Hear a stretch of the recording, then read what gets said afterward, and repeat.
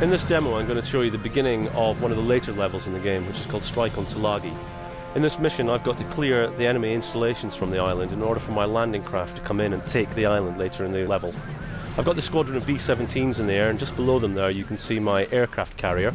My aircraft carrier I can launch planes from. I can launch torpedo planes, dive bombers and fighters. On the left hand side there, just up ahead, you can see I've got a destroyer, and just over here to the right I have another destroyer. Well, the first thing I have to do is launch some planes, get them in the air. I can do that by hitting the right bumper button on the Xbox pad, and that'll get me into the hangar of the plane. I've got 4 slots in the hangar, which I can launch up to 12 planes. For the purposes of this demo, I'm going to launch 4 squadrons of 3. First of all, I'm going to launch a squadron of torpedo planes just by going down into that slot using the D-pad. Now moving into my next hangar using the D-pad, I can launch some dive bombers. And finally, I'm going to launch 2 squadrons of fighters. It's very important to defend your capital ship, as it's going to be the one the enemy is focusing all its attention on, and I do not want to lose my carrier. Okay, I'm going to select one of my destroyers now. There's multiple ways in the game to select individual units. I can either move my reticule over the destroyer and click down, or I could use the D-pad to jump between units. Here's my destroyer. Clicking the green button will find my nearest target in the game. Up in the top left there you can see it's a light cruiser, and it's called the Tama. Hitting the blue button will allow me to give an order to my ship. In this case I'm going to tell them to attack. Hitting up on the D-pad will select that attack order. Now, finally my other destroyer is simple. I just look around and click down, and I'll show you how to sail these units. Using one of the analog sticks, you can use speed up and speed down, and you can see that moving in the bottom right hand corner. And left and right on the analog stick is my rudder. To use my guns on board the ship, I can use the other stick to look around, and wherever I'm looking, that's where I'm firing. Those little lights you can see above the reticule, each of them relates to a gun on board the ship. When they're red and flashing, that means they're reloading, and when they're green, they can fire. If I look around, you can see they're yellow, which indicates they're moving into position, and now once they're in position, again they're green, and I can fire. Changing weapons is as easy as pressing the left trigger button.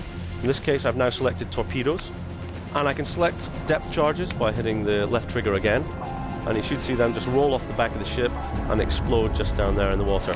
And of course I've got AA guns on board my ship, and again wherever I look, that's where my AA guns will fire. And I'm going to give this unit again an order to attack.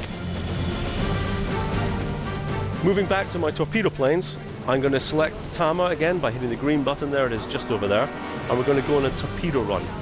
The planes fly in a very similar manner to the ships sailing. One thumbstick will look around, and wherever you look around, well, that's where you fly and also where you shoot, should you want to.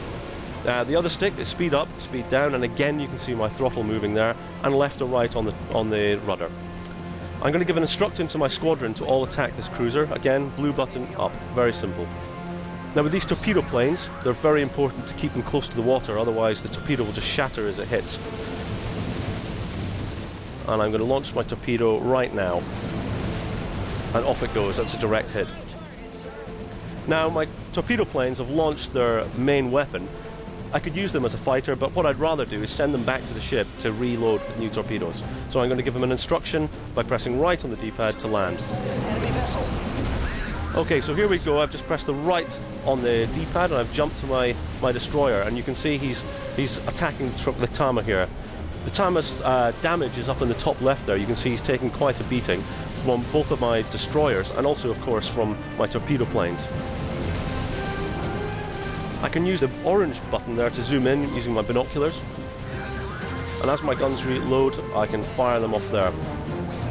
Each of the ships has what we call a sweet spot on it. It's almost like getting a headshot in a first-person shooter. If you can find the right position and hit him right in his armory, you'll do a lot of damage. And as you play through the game, you're going to learn where that position is on each of the ships. Okay, so we've sunk the Tama. Now I'll introduce you to the map screen. Pressing the back button, I can jump into the map, and you can get an overview of everything that's going on in the field. Using the shoulder buttons, I can zoom in on wherever my crosshair is, and I can see I've got both my destroyers here. If I zoom in here, I can see my aircraft carrier with all my planes circling it. In fact, you can see just here I've got my torpedo planes coming into land. If I'll have a look down here, I can see I'm about to get attacked by some planes from the airfield, but I can send my fighters off to intercept them. So hopefully they won't get too close to my carrier. I'm now going to select my B-17s and take them up in to attack the airfield. I don't want to do that by flying straight across the enemy. What I'll do is I can select a waypoint just here, and then another one just here, and they'll be in a great position to come straight in over the runway.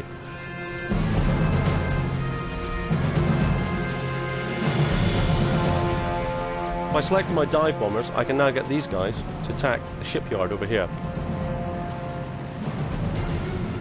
Jumping back to my fighters, I can get to take part in some of the action and try a bit of dogfighting. In Battlestations Midway, we have a full flight model. You can loop the loop, you can barrel roll, you can stall the planes. It's really good fun, especially in multiplayer. Okay, we've managed to take out the attacking forces. My fighters are very good at doing that. Now I'm going to have a look at the map screen again very quickly. I can have a look at what else is going on. I can see that there's a destroyer bearing down on me just over here to the right. So I'm going to send my destroyer into intercept. And just up there, I'm going to select my other destroyer, and I can see there's another one coming in from up here.